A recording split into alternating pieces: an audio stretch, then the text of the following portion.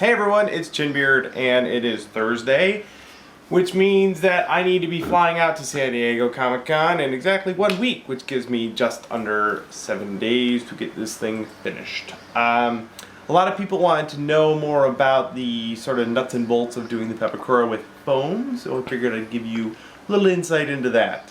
Over here, we've got the Pepakura file, and what I'm trying to figure out is which of these pieces will get doubled up. So for example, this middle piece right here does not get doubled up, it's just the one piece. And then these side pieces over here, you can see exist on this side, but they are mirrored on this side, so those don't exist on the printout.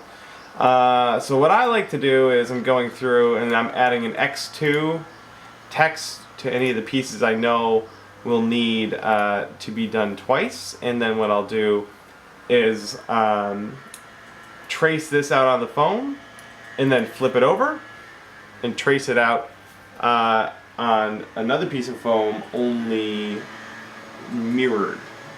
So I'm doing all of this now before I print it so that it'll print out and I'll know exactly what to do, and I'll show you that in a little bit. Over here I've got my shop assistant, and by the way, if you need a good shop assistant, just go ahead and clone yourself. And my twin brother is visiting and I'm putting him hard to work. He's just cutting out some of the pieces I did before, and you can see I just put an X2 on that because I know I need 2 of them. It's printed out on a heavier cardstock paper that makes a really good stencil material.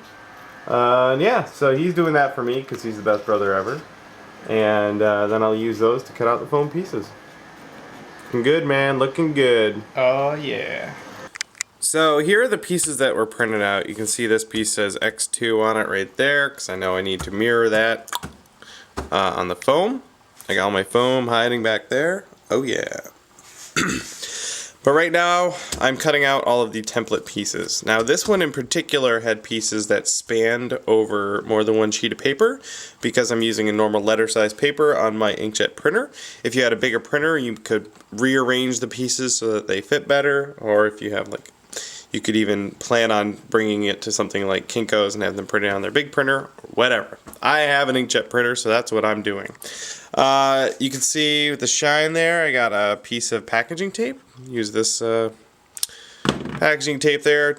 I trimmed an edge off. You can see over here that there's a little bit of a margin. I trimmed that off with a metal straight edge in my knife. This guy right here, my workhorse of a knife there. Put a line of tape down this sheet and then laid it on top of there and got it as close as possible. It's not the end of the world if they don't line up perfectly. I'll also put a piece of tape along the back so that they are nice and lined up and they're not going to slide around on me.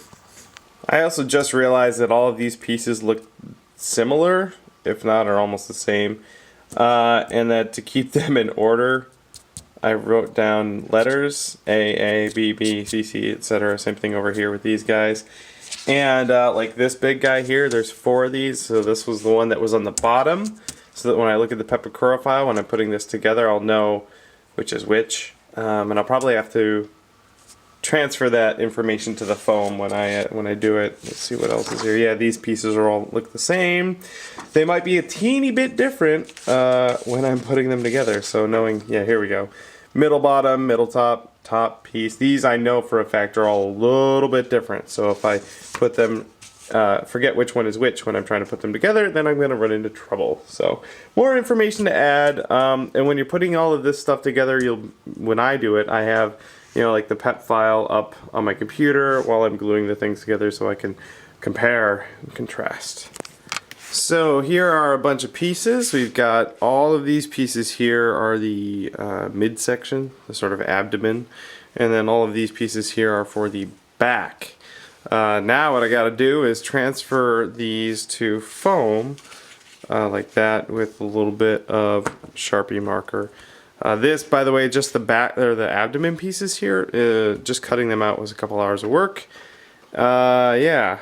And then now I have to do basically that twice because so many of these pieces are mirrored on the foam. So I will see everyone in a couple hours.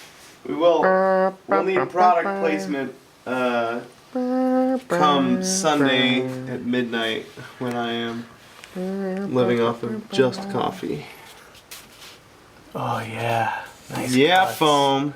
Those are some pretty hot cuts right there. Yep. All of these are pretty easy with a knife. Whenever I have like a circular one, like these cuts right here are circular, I use my scroll saw for those. Much easier to get a nice cut. Would you like to show off any of your other fancy cuts? I have a couple things I'd like to show. So here we are. I'm working on the back piece, all the pieces I cut out earlier. See, I've got my Pepakuro thing up here, so I can click on the things and see which of the pieces they are that I've got labeled to go to the place. And then I just use my super glue, and this is like just a really goofy puzzle. I just put a little super glue, mess it around a little bit, and sort of, oh, I missed the spot. Yeah.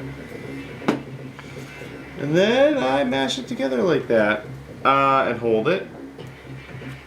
And then I've also got this spray that will instantly cure it, so I can sort of hit it and then hold it together, and it will cure that super glue right away. Just like that. Go all the way around, do all the pieces.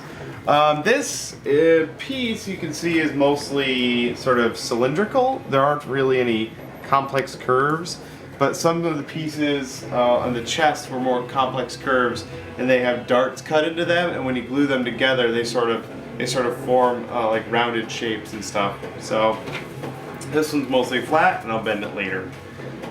Anyway, that's it for today. I'm just gonna keep doing this, and then I'm gonna do this some more.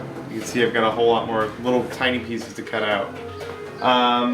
But then after that, I've got the sort of crotch area, got the back, and I got the legs to do. So I will keep at it, and I will keep you guys up to date the next time a big thing comes up. Very good. Oh, we're getting some color commentary from Ender. Hey, Cat.